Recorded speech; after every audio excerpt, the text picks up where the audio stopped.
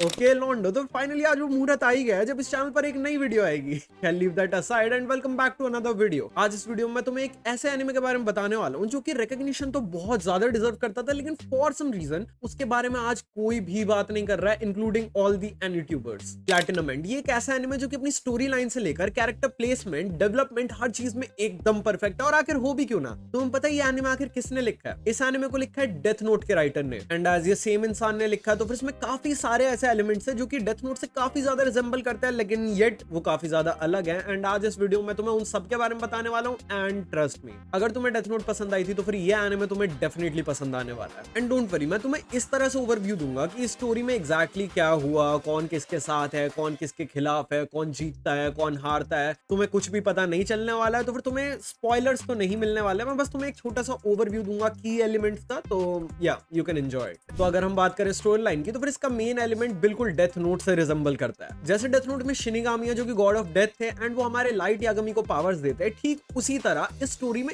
Angels हैं जो कि हमारे मेन कैरेक्टर मीराए को पावर्स देते हैं। पर इस एनिमे में एक चीज डेथ नोट से बिल्कुल अलग है, क्योंकि डेथ नोट में स्टार्टिंग में पावर सिर्फ लाइट यागमी को मिलती है, and by the end of the series हम लोग देखते हैं कि मीसा एंड कुछ और कैरेक्टर्स को भी पावर बाय द वे मिल जाती है, लेकिन उनमें से ज्यादातर लाइट यागमी के पॉन्स थे एंड कुछ लोग थे जिनको कि खुद लाइट यागमी ने ही वो पावर्स दी थी, तो that actually does not even count. लेकिन प्लैटिनम एंड में ऐसा बिल्कुल भी नहीं है, वहां पर पावर्स काफी सारे इंडिविजुअल्स को मिलती है, ये देखकर कि कौन कितना ज्यादा डिप्रेस्ड है। हाँ, इसमें पावर डिप्रेशन को देखकर मिलती है, तो फिर अगर ये रियल लाइफ में हो रहा होता तो फिर तुम और मैं, हम सबके पास ये पावर्स।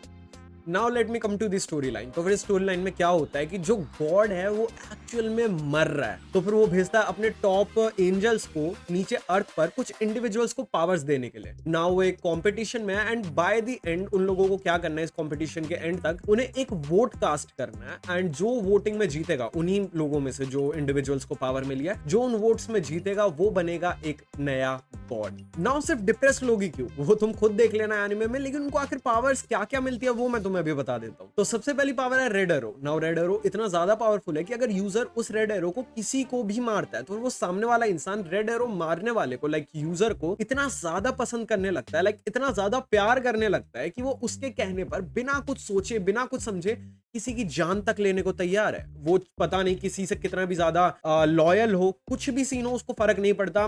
उसको एरो लग चुकी है, सामने वाला बोलेगा जिसको तू प्यार करता है मार दे, वो खत्म कर देगा भाई, वो खत्म कर देगा। सेकंड एरो है व्हाइट एरो। नाउ ये थोड़ी सी इंटरेस्टिंग है क्योंकि इस वाले एरो की पावर है मौत। अगर ये व्हाइट एरो गलती से भी किसी को लग जाता है तो फिर उसको अब कोई भी नहीं बचा सकता। इवन इफ यूजर भी चाहे कि वो उसको बचा ले तो भी वो उसको नहीं बचा सकता। मतलब कि अगर एक बार व्हाइट एरो लग गया तो it's all over. Now it's somewhat like death note, जैसे कि डेथ नोट में अगर किसी का नाम आ गया तो फिर उसको कोई भी नहीं बचा सकता, इवन यूजर जिसने की नाम लिखा है वो तक उसको नहीं रोक सकता। It's somewhat like that. And third and last power है विंग्स। नाउ ये विंग्स यूजर्स को उड़ने में ऑफ कोर्स हेल्प करते हैं, बट क्वेश्चन आता है कि कितनी तेज। Well, the faster than you can even blink. वो इतना ज्यादा फास्ट है कि तुम इतने पलक झपकोगे, तुम देख नहीं पाओगे कि वो एक्चुअली कहां तक जा चुका है, एंड बुलेट शॉट्स तक उसका कुछ नहीं बिगाड़ सकते because they are just too fast for them. अब अगर इन सभी डिप्रेस्ड लोगों को देखे तो फिर अकॉर्डिंग टू मी हमारा मेन कैरेक्टर मीरा है इन सबसे ज्यादा सफर करता है। जहां पर कि स्टार्टिंग में उसकी एक बहुत ही ज्यादा लविंग फैमिली थी, जहां इसके साथ इसके फादर, मदर एंड एक छोटा भाई भी था, लेकिन एक दिन उनकी कार में फॉर सम रीजन एक ब्लास्ट होता है एंड दे ऑल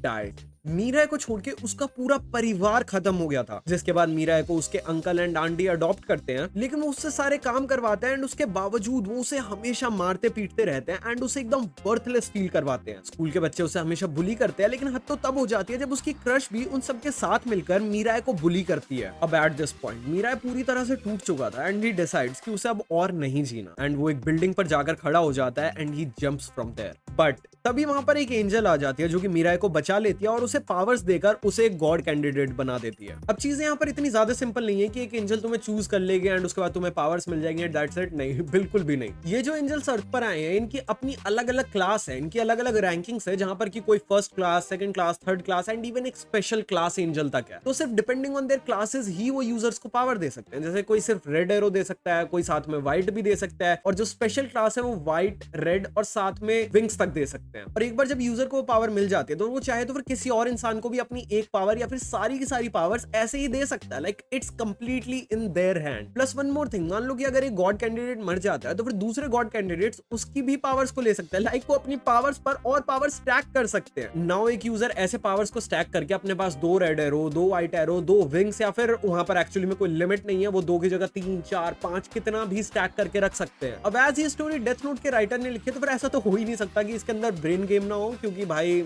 इसमें बहुत ज्यादा ब्रेन गेम है। एक बार बस इमेजिन करो, ऑफ कोर्स अगर तुम्हें मौका मिल रहा है एक गॉड बनने का तो फिर कौन ऐसा इंसान होगा जो कि अपने बस में हर एक चीज ना करे। हर कोई ब्रेन गेम यहाँ पर खेल रहा है, हर कोई वो सब कुछ कर रहा है जो कि वो कर सकता है टू बिकम गॉड। और यहाँ पर एज वो उन्हीं की वोटिंग्स चाहिए तो सोचो उन्हें एक दूसरे को मनाना भी है कि वोट मुझे मिलना चाहिए। तो दैट ऑल इज क्रेजी। यहाँ पर बहुत ज्यादा ब्रेन गेम है। हाउएवर इसमें एक चीज है जो कि मुझे डेथ नोट से थोड़ी ज्यादा बेटर फील होती है, जहां पर डेथ नोट में सिर्फ एक ही इंसान के पास पावर्स है और वही सबको कंप्लीटली डोमिनेट कर रहा है, कोई इक्वल फुटिंग ही नहीं है। अनलाइक दैट इस एनिमे में एक्चुअल में एक इक्वल फुटिंग फील होती है, जहां पर कि काफी सारे लोगों के पास पावर्स हैं, सेम पावर्स भी हैं, किसी के पास कम ज्यादा भी हैं, बट ओवरऑल एक इक्वल फुटिंग फील होती है। तो अब यहाँ पर एज काफी सारे कैरेक्टर्स हैं जिनके पास सेम पावर्स है तो फिर यहाँ पर चीजें और भी बहुत ज्यादा इंट्रीगिंग हो जाती है, क्योंकि तुम्हें नहीं पता कि कब कौन कैरेक्टर दोस्त बनने की एक्टिंग करे और किसी को व्हाइट एरो मार दे। तुम्हें नहीं पता कब कौन कैरेक्टर ऑलरेडी किसी के रेड एरो के अंडर हो। लाइक हाँ, मैं ये वाली चीज बताना भूल गया कि एक इंसान अगर उसके पास पावर्स है तो भी वो किसी और के रेड एरो पढ़ने पर उसके कंट्रोल के अंडर आ सकता है। तो तुम्हें नहीं पता कि कौन किसी के कंट्रोल के अंडर हो, कौन किसको कम मार दे। तो फिर तुम भी साथ में अपना दिमाग चलाते हो, तुम भी सोचते हो कि भाई ये इंसान मुझे ऐसा फील हो रहा है, इससे ये वाइब आ रही है, ये आगे जाके धोखा देगा नहीं देगा। और